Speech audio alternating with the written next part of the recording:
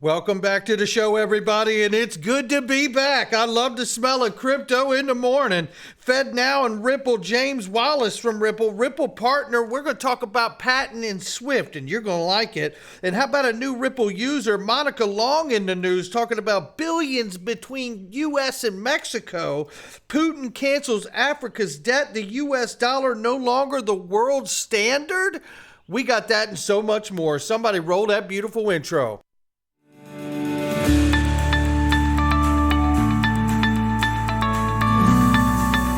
Digital Perspectives with Brad Kimes. Come on in.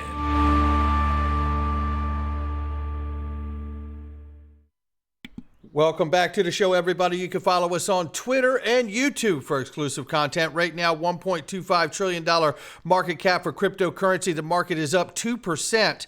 Bitcoin, 28,500 plus. Ethereum, 1914 and change. Tether market cap, 79.992 billion plus. We're watching it close. 51 cents for XRP this morning. It's up 3.4%. Is it out for a jog? We'll keep an eye on it. Let's see what the range of price is right now. 51 cents. We're sitting between 50 and 54 cents.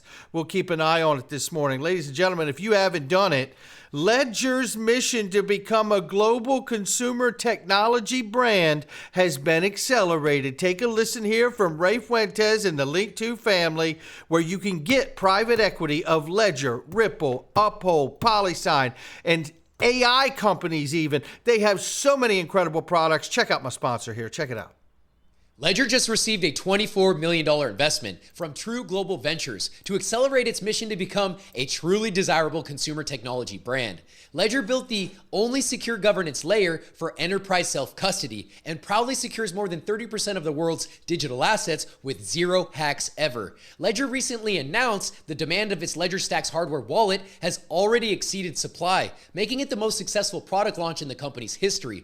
Further inventory will be available for purchase later on this year from retail partners including Best Buy. Visit link2.com to learn more about Ledger's critical role in the Web3 space, and if it aligns with your investment thesis, happy investing. Exactly. Check out the sponsor link underneath the video. Look at this right here. Tell me it's time for a pee-pee test without telling me it's time for a pee-pee test. Listen to Michael Saylor. I can't even, just listen. And there's every indication that nation states are embracing it. Jerome Powell says it's a digital asset. Christine Lagarde says it's a digital asset. Correction. Christine Lagarde has said multiple times it is not the Bitcoin. But let's keep listening. Entertain it. The head of the SEC taught a class on it. I think that people understand it's not a threat to the dollar, by the way. It's absolutely, it's by its design and inception is supposed to be an anti-bank, anti-government currency. But we listen. What's going to happen is the U.S. dollar is going to be the world reserve currency, and it's going to run on billions and billions of mobile devices. And the digital asset that underlies that currency is going to be Bitcoin. Oh, my gracious. In the world. Now, I certainly agree that the U.S. dollar is going to remain a very strong, dominant dollar for this world, especially if they get the digital dollar built properly where it respects the privacy rights of everyone who holds it. But as for Bitcoin being the underlying factor to backing that U.S. dollar, I have to say it's time for the PP test. Bank of England right here signals earlier and faster reversal of high interest rates. OFC they are. It says jawboning unwind. Here we go. May need to cut interest rates earlier and faster. Let it begin, says John Deaton, and I say so too. Look, I don't say it with pleasure. I just say it knowing that there's an inevitable moment coming here, and it's a liquidity crisis, and it's a monetary crisis, to be perfectly honest, right? Because the dollar is in trouble, and dollars around the world are in trouble. The U.S. dollar is not alone in this fight. It's not alone with the problems that it has. Now, let's take a look at this. We know that the Federal Reserve and the U.S. Faster Payments Council and FedNow are, in fact, working with Ripple. But here's something I haven't seen before, and I think you should see it too. Watch this gentleman, Xanos Coin, and shout out to him for the clip here and the research. But take a look at this. There's another little connection here that I just felt like it made me feel good to see it. You should want to see it too. Check it out. Okay, so is this proof that the FedNow service has a connection to Ripple Labs? Well, let's check it out and see. So you click on the FedNow service website, and then you go down to FedNow service, instant payments education. You click on that, and then you scroll down to find it takes an ecosystem. Boom, boom. And then you want to follow this link or this PDF at the bottom in the footnotes. Boom, right there. And then you scroll down again to find this link right here, Faster Payment Task Force. If it would load. So that takes you to this website here.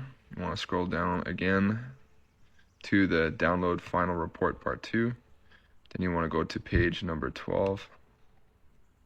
Check this out. And you scroll down to here where it says Ripple. All right. Leverage distributed financial technology to enable real-time cross-border payments for financial institutions that join their network. Interesting. So do you think this is an actual connection to the Fed, or do you I do. Now, you're entitled to your own opinion about the matter, but I do know that they've worked with them plenty as well. We know this goes back years and years, at 2017 at least, if not earlier than that. But right here, I want you to hear this quick clip. We're not going to play the whole 6 minutes, so you can breathe a sigh of relief here. And I want you to hear this clip, and it's James Wallace from Ripple, head of central bank CBDC engagement. Take a listen to here. Just this elegantly leads us into our next question, which all three of you have briefly alluded and James kind of foreshadowed, which is it's interoperability at the end of the day. DOT rails, they promise to collapse time, distance, and cost. However, if you look at Enbridge or the experiments between Capgemini and Swift, or for example what the BIS is doing, the biggest challenge seems to be how to intermingle, intertwine, interconnect these CBDC arrangements cross-border. What do you view as the biggest impediment currently to realizing that kind of digital currency connectivity in the future? Yeah, I think firstly, I think interoperability as a term is widely used, and there are several different definitions. So, one level of interoperability is just being able to interoperate with the existing payment schemes. Being able to go and buy a coffee with your CBDC, with your wallet. Another is a more technical, which is the interoperability between different protocols. Different countries will pick different protocols for their ledger. And now take in mind, we just heard that the FedNow, the way that described it, is that's exactly the role of what it's doing for the FedNow systems. And then the third one, which I think is really where you're driving here, is cross-border interoperability. There we go. It does depend a little bit on what you really want to try and achieve. If you're trying to achieve, an atomic settlement cross-border on different protocols, and there's some deep engineering problems that need to be solved. If you're trying to really solve the more of a business solution in terms of actually being able to make the transaction very efficient, there's some techniques that could be used for cross-border, like automatic market making and so forth, or digital exchanges. Lots of different sort of technical aspects, but at the end of the day, there has to be a willingness or a desire from those jurisdictions to want to be able to do trade and business with each other. So there's definitely going to be a need for standardization. But I think we shouldn't wait for that. If you wait for standards, we still, I'll have a grey beard down to here by the time the standards are developed. So I think they evolve over time. Just a quick, comment on Ripple. So we use digital assets on our cross-border payment network as a neutral bridge currency. So we have a instant settlement without the need for pre-funding through the use of digital assets. So, And we know that that is a huge key component in going forward with cross-border payments. We also know that FedNow is domestic and it doesn't necessarily need to settle with XRP, but nevertheless, Ripple has a very, very deep intertwined relationship with FedNow on a domestic level. I personally believe that is to organize domestic liquidity to eventually set up the organization of that liquidity to draw on it for large value cross-border payments in the future. Now, this is Identity, which is a Ripple partner here, and I want to play you a clip here. This is not the clip from this article. There's a newer clip that I'm going to play you, but this is the level set for anybody who hasn't seen it. About a year or so ago, and shout out to Bank XRP, who's a great researcher in this space. Let me play this clip from about a year ago, and then I'll give you the clip from recent today. You see what's going on. You'll see it. Last month, your share price spiked briefly above 30 cents. It's now around that 18-cent mark. What caused the spike, and why wasn't it able to be maintained? If I'm honest with the market, the spike came from some public discussion about the patent that we own in the United States and drawing some connections with what our patent could be used for. We've made it public that our patent for an idea that uses blockchain and tokens to send and receive very rich payment information around the world has the ability to connect both old and new payment networks around the world. So for the transmission of payment messages, we could be connecting members of the SWIFT network with members of the Ripple network. And I think that late in August, we submitted some additional claims to the US Patent Office, and that received some really keen interest from investors around the world. So do you That's a big deal right there. Now, let me bring you to the clip that we saw that's more recent right here from not long ago. Take a look at here. Good morning, John Raymond from Identity, with some news for our investors that we are among the first companies to successfully submit transaction reports to AUSTRAC in the new global ISO 20022 format for our customers here in Australia. The new ISO 20022 format is the global standard for the 10 billion payment messages being sent around the world on the SWIFT network that more than 11,000 banks and payments companies will have to change to before the end of 2025. The transition is one of the financial services industry's largest change programs, and we're very excited about the opportunity that this presents for our company. This important milestone in the development of our platform is important for two reasons. Firstly, this now places us in front of many of our prospective customers who need to adopt the change or face the risk of non-compliance. And secondly, we see this as a key enabler of our business development agenda and should see us win more banks as customers.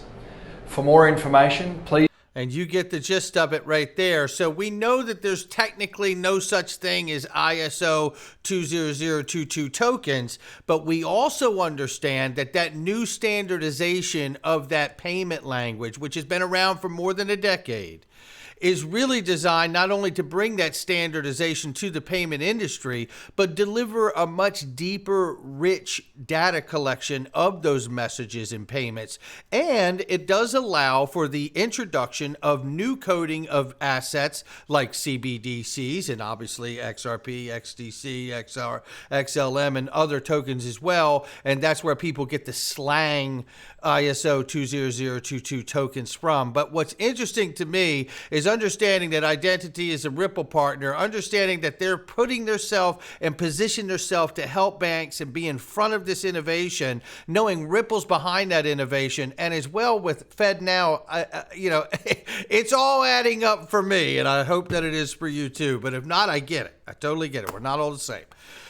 This here from Ratha Conman, a new potential Ripple user. Take a listen to this. Today, Ripple user integrator Valente partner, which it is a Ripple partner, but also partnered with Indian tech company HCL Tech to deploy solutions for instant payments, real-time gross settlement, and multi-low, high-value domestic and international payments methods, and why it matters. And he says here, Valente connects business to various payment rails, including FedNow, and very public offers Ripple too. It says they offer an API for businesses source send payments, and very early on provided RippleNet as a part of that. It goes on to say here, their new partner, HCL Tech, is an infotech company that provides, among other things, a blockchain integrated platform via AWS, Amazon Web Services, Notice the emphasis on interoperability. They recently expanded from India to Romania, hiring 1,000 people, and now Valente, they're building centers of excellence in India, Romania to affect payments as a service and help banks modernize. Currently, they are working on multiple implementation engagements with some of the largest banks in the world. You see what's taking place here while everybody's screaming crypto is dead, right? HCL Tech also seems to have some designs on tokenization. Here's an article from their website talking about exactly that. Not mentioned is XRP Ledger is not mentioned, excuse me. What does this have to do with Ripple? I think HCL Tech is interested in implementing RippleNet in their offerings. Their forum with Ripple Entwistle went under the radar at Davos in his interesting retrospect. So now we have expanding tech implemented, interesting in tokenization, hosting Ripple's Entwistle at World Economic Forum 22, signing a significant partnership with Ripple's implementer. I think there could be fire behind this smoke. I am inclined to agree with him as well. So there you have that. Shout out to Wrath of Common. Give him a follow. Monica Long, the president of Ripple, talking here about the importance of the U.S.-Mexico corridor, sees tens of billions of dollars in payments every year, remittances, treasury, you name it. And last year, Bitso processed $3.3 billion of that through crypto with Ripple and others. This is real-world utility. Whoa! Go Monica Long right there. And look, I think all of these things that we've just looked at leading up to now take us to this. Now, there's music in this, so I can't play it. I'm afraid it'll be copyrighted. But the reality here is this, is that Putin, the Russian president, has just erased $20 billion of Africa's debt. Now, what do you suppose he did that for?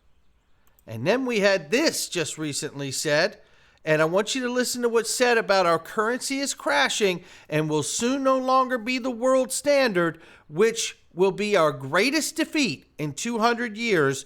And this is where I tell you, I don't talk about politics on this channel. I try to do everything I can to stay away from it.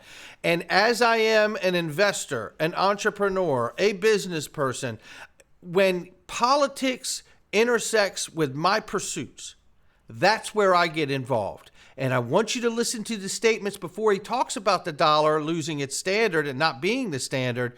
I want you to listen to what he says about China and Russia working together. All of what we're talking about is now hitting a political crossroads, ladies and gentlemen. Take a listen. That's the country in which we live, however, right now. The USA is a mess. Our economy is crashing. Inflation is out of control. Russia has joined with China. Can you believe that? Saudi Arabia has joined with Iran. China, Russia, Iran, and North Korea have formed together as a menacing and destructive coalition. Would have never happened if I were your president. Would never have happened. Nor would Russia attacking Ukraine have happened. All of those lives would be saved. All of those beautiful cities would be standing. Our currency is crashing and will soon no longer be the world standard, which will be our greatest defeat, frankly, in 200 years. There will be no defeat like that. That will take us away from being even a great power. This again is where the political crossroads meets our investments, our pursuits, and what we're after and what we've been following for years here on this channel. I think it is getting very, very real, and I don't find all of what we talked about today to be mutually exclusive. I absolutely believe it is all correlated, but that is just me. It's not financial advice. It's my digital perspectives. And speaking of digital perspectives, this is Egg Rag Crypto right here talking about XRP double fib regression channel. If you look at this, XRP is bouncing from fib 0.786, which is the major confluence area with the upper trend line of the regression channel. This bounce is bullish, and the bulls defending each millimeter of the chart. Next major target is 63 cents, close 3 daily candles above it. Then the road to $1 is wide open. And that's what we're waiting for, isn't it, ladies and gentlemen? So here's the 786 that he's talking about here. And if we could hold above that 63 cent mark, for 3 candle closes, daily candle closes, then it looks like we're wide open for $1 according to the charts. But you know what? Again, not financial advice from him, me, or anyone else. And a final thought before I leave here. I just want to thank each and every one of you, whether you're an influencer or whether you're an audience member or just somebody who saw that I was in trouble with the channel and I was fish attacked, and they were able to get a hold of my primary email address, and then they were able to ask if they could get into my Google email. I denied it twice, and they still got in. And once they got in, they were able to change and alter my 2-factor verification. They were able to change and alter my Google Titan key. So the extra layers of security didn't matter because they were able to penetrate the first layer itself. Then they were able to take over the YouTube channel. Now, 24 hours later, I'm still doing everything I can to make sure that we've gotten plugged all the leaks and holes. You can never be too careful. I've been in this space for 5+ years. This is not the first time I've had to deal with this, and we try to be very vigilant for this. So stay safe out there, and a gigantic thank you to each and every one of you. I am extremely grateful for every single person who took the time to tweet and tag YouTube Creator Studios and everybody else that was necessary to do so to get this rectified so quickly. I really just want to say thank you so much. I am grateful, and I am honored and privileged to be able to do what I do every day for all of you. That's going to do it for me. I'll catch all of you on the next one.